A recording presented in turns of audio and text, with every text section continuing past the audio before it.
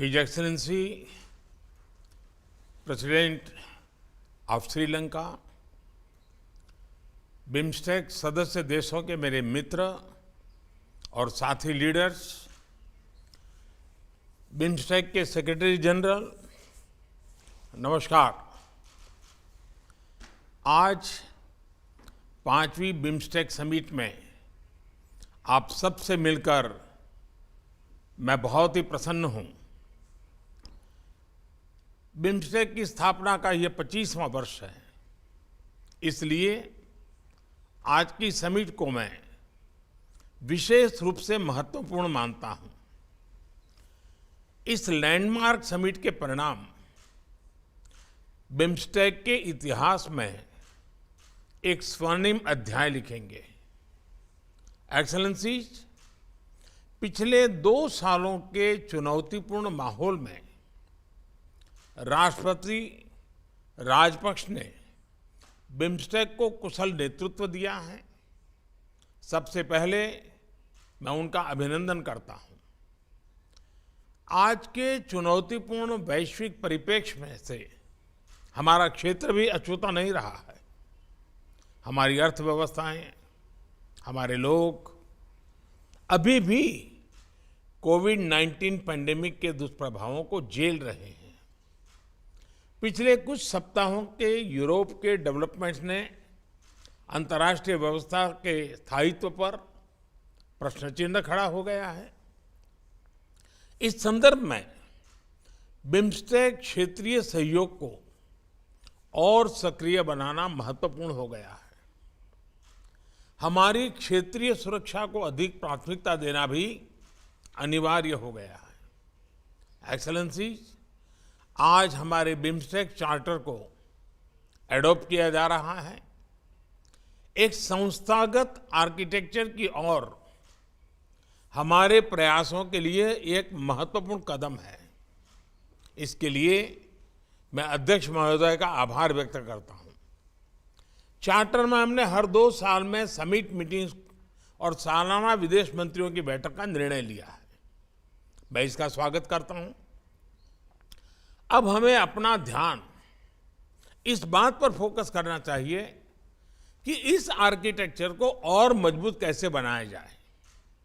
इस संदर्भ में सेक्रेटरी जनरल का सुझाव है कि एक एमिनेंट पर्सन्स ग्रुप का गठन किया जाए जो एक विजन डॉक्यूमेंट तैयार करेगा। मैं इस सुझाव से सहमत हूं। बिम्स्टेक हमारी अपेक्षाओं को पूरा करे, इसके लिए सचिवालय की क्षमता को बढ़ाना भी महत्वपूर्ण है। मेरा सुझाव है कि सेक्रेटरी जनरल पर इस लक्ष्य की प्राप्ति के लिए एक रोड मैप बनाएं। यह महत्वपूर्ण कार्य समय और अपेक्षा के अनुरूप पूरा हो। इसके लिए भारत सचिवालय के ऑपरेशनल बजट को बढ़ाने के लिए $1 मिलियन की वित्तीय सहायता देगा। एक्सेलेंसीज, हमारे आपसी व्यापार को बढ़ाने के लिए बिम्स्टेक एफटीए के प्रस्ताव पर शीघ्र प्रगति करना आवश्यक है। हमें अपने देश के उद्यमियों और स्टार्टअप्स के बीच आदान प्रदान भी बढ़ाना चाहिए। इसी के साथ हमें ट्रेड फैसिलिटेशन के क्षेत्र में इंटरनेशनल नॉर्म्स को अपनाने का भी प्रयत्न करना चाहिए। इससे इंट्रा बिम्स्टेक ट्रेड और इकोनॉमिक इंटीग्रेशन को बढ़ावा मिलेगा। इस संदर्भ में Indian council for research on international economic relations ADB के साथ मिलकर हमारे अधिकारियों की जागरूकता बढ़ाने के लिए एक कार्यक्रम शुरू करने वाला है।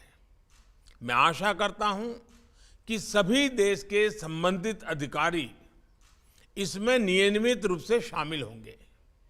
एक्सेलेंसीज, हमारे बीच बेहतर इंटीग्रेशन, बेहतर व्यापार, बेहतर पीपल टू पीपल संबंधों का मुख्य आधार बेहतर कनेक्टिविटी है। इस पर हम जितना भी जोर दें कम है। आज हमने बिम्स्टेक के master plan for transport connectivity को एडॉप्ट किया है। इसे तैयार करने के लिए मैं एडीबी का आभार व्यक्त करता हूं। हमें इस मास्टर प्लान के शीघ्र इंप्लीमेंटेशन पर जोर देना चाहिए। इसी के साथ कनेक्टिविटी के क्षेत्र में पहले से चल रहे इनिशिएटिव पर भी हमें तेजी से आगे बढ़ना होगा।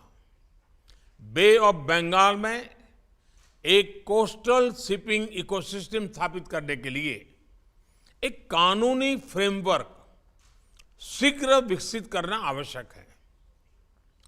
इलेक्ट्रिसिटी ग्रिड इंटरकनेक्टिविटी को भी चर्चाओं से आगे ले जाकर धरातल पर उतारने का समय आ गया है। इसी तरह रोड कनेक्टिविटी बढ़ाने के लिए भी एक लीगल फ्रेमवर्क की स्थापना महत्वपूर्ण है।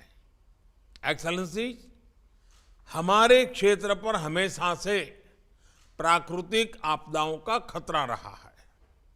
डिजास्टर मैनेजमेंट, विशेषकर डिजास्टर रिस्क रिडक्शन पर सहयोग के लिए BIMSTEC centre for weather and climate एक महत्वपूर्ण संस्था है और इसे सक्रिय बनाने के लिए मैं आप सबका सहयोग चाहूंगा। इस सेंटर के कार्य को पुनः शुरू करने के लिए भारत $3 मिलियन का योगदान करने को तैयार है। भारत ने हाल में तीसरी बिम्स्टेक डिजास्टर मैनेजमेंट एक्सरसाइज पैनेक्स 21 आयोजित की। इस तरह की एक्सरसाइजेज नियमित रूप से होनी चाहिए ताकि हमारे अधिकारियों के बीच डिजास्टर के समय साथ काम करने की इंस्टीट्यूशनल व्यवस्था मजबूत हो। एक्सेलेंसीज, क्वालिटी एजुकेशन संबंधित सस्टेनेबल डेवलपमेंट गोल को प्राप्त करना हम सभी की राष्ट्रीय नीतियों का महत्वपूर्ण हिस्सा है। हम नालंदा अंतर्राष्ट्रीय विश्वविद्यालय द्वारा दी जाने वाली बिम्स्टेक स्कॉलरशिप योजना का विस्तार करने और उसका दायरा बढ़ाने की दिशा में काम कर रहे हैं। हम बंगाल की खाड़ी को केंद्र में रखते हुए मरीन साइंस पर ज्वाइंट रिसर्च को बढ़ावा देने का भी प्रयत्न कर रहे हैं। कृषि क्षेत्र सभी बिम्स्टेक देशों की अर्थव्यवस्था का आधार है। हमारे बीच वैल्यू एडेड कृषि प्रोडक्ट्स की रीजनल वैल्यू चेन बनाने की अच्छी संभावनाएं हैं। इसके लिए हमने भारत के एक संस्थान RIS को व्यापक अध्ययन करने का कार्य दिया है। एक्सेलेंसी, सुरक्षा के बिना हमारे क्षेत्र की समृद्धि या विकास सुनिश्चित करना असंभव है। काठमांडू में हमारी चौथी समिट में हमने आतंकवाद, ट्रांसनेशनल क्राइम और नॉन ट्रेडिशनल थ्रेट्स के खिलाफ क्षेत्रीय कानूनी ढांचे को सुदृढ़ करने का निर्णय लिया था।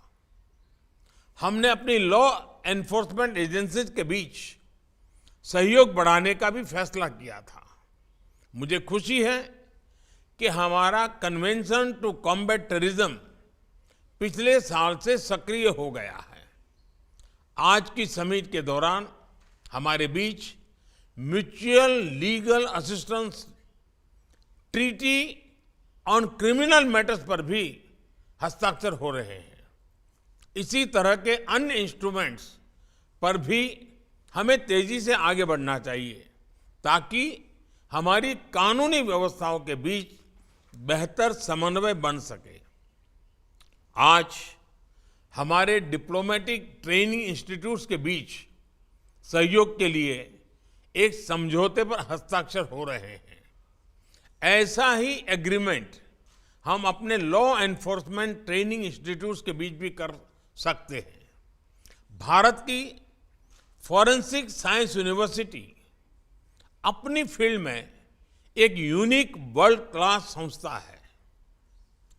हम इसमें बिम्स्टेक देशों के पुलिस और फॉरेंसिक ऑफिसर्स के लिए कैपेसिटी बिल्डिंग की व्यवस्था भी कर सकते हैं।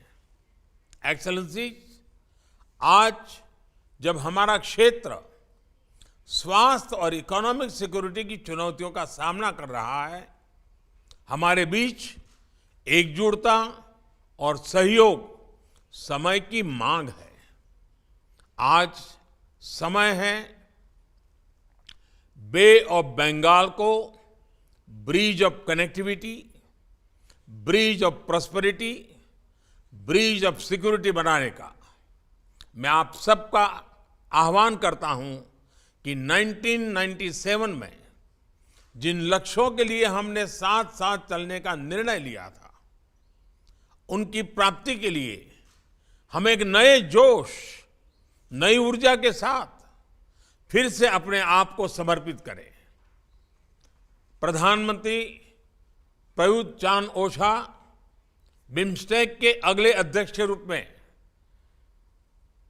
मैं थाईलैंड का स्वागत करता हूं और शुभकामनाएं देता हूं। आप सबका बहुत बहुत धन्यवाद।